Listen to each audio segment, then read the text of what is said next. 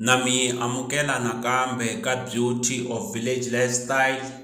If I'm a subscriber, subscribe kwalani ka the red button, me like, me commenta, leswaku channel yi kula ku ya mahlweni. Haya mahlweni hi ka hi langutisa tinsimu ta xin'wana xiyimbeleri xa gospel N.T. Makhuvele ka tinsimu ta vona.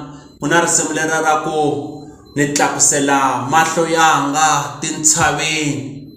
Ka risimu leriwani va ri teki ka Phisalema loko Davhida a ku u tlakusela mahlo ya yena tintshaveni laha ku pfuneka ka yena ku humaka kona.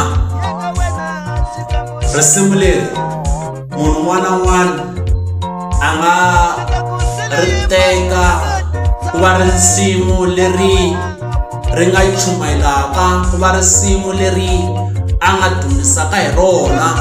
Loko hi langutisa kahle ku na ku huwelela a tintshaveni laha ku pfuneka ka yena ku humaka kona. Xana ku pfuneka ka n'wina ku huma kwihi? Ku pfuneka ka n'wina ku le kwihi? Ku tshemba ka n'wina ku le kwihi? Mara risimu leriwani or rito ra Xikwembu ri ri ni tlakusela mahlo ya mina tintshaveni laha ku pfuneka ka mina ku humaka kona. Mara risimu leriwani ni tlakusela mahlo ya mina tintshaveni, ku pfuneka ka mina ku ta huma kwihi? A ku pfuneka ka mina ku ta huma ka Xikwembu, ku pfuneka ka mina ku ta huma eka Yesu Kreste. Hi tlakusela mahlo ya hina tintshaveni laha ku pfuneka ka hina ku humaka kona. Na namuntlha ku pfuneka ka n'wina ku nga huma ka Xikwembu lexi Davhida a vulavulaka hi xona. Ku pfuneka ka n'wina ku nga huma eka Xikwembu xa N.T. Makhuvele lexi a va vulavula hi xona. Ni ku pfumela leswaku munhu un'wana na un'wana loko a langutisa wa swi tiva ku pfuneka ka yena ku huma kwihi, ku pfuneka ka yena ku le kwihi. Ku pfuneka ka n'wina a ku humi ka loyi a mi tumbuluxeke, ku pfuneka ka n'wina a ku humi ka loyi a mi endleke, ku pfuneka ka n'wina a ku humi ka loyi a mi hlayisaka. A ku a nga pfumeli nenge wa yena wu rhetemuka. Eka ngani n'wina a va mi trepa? Eka ngani n'wina a va vekela mintlhambi yo karhi leswaku n'wina mi nga hundzi? Mara mi kota ku hundza hi mhaka ku a nga pfumeli leswaku nenge wa n'wina wu rhetemuka. Vo tala va ta va wile va nga ha ri kona ka misava leyi, mara hi ku pfuneka ka vona Xikwembu lexi xi va pfunile.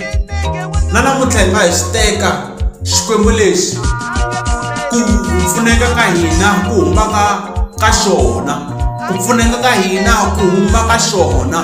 Hi xi tshemba xi ta hi lwela. Hi ku pfuneka ka n'wina ku huma kwihi? Ku pfuneka ka n'wina ku le kwihi? I xivutiso lexi munhu un'wana na un'wana a faneleke a ti vutisa. Ku tshemba ka n'wina ku le kwihi? A ku ni tlakusela mahlo ya mina tintshaveni, ku pfuneka ka mina ku huma ka Xikwembu, ku pfuneka ka mina ku ta huma ka yena. Na n'wina namuntlha mi nga n'wi teka ku pfuneka loku ku huma mahlweni ka yena, ku pfuneka loku va ku ri ka yena, ku pfuneka lowuwani ku suka ka yena.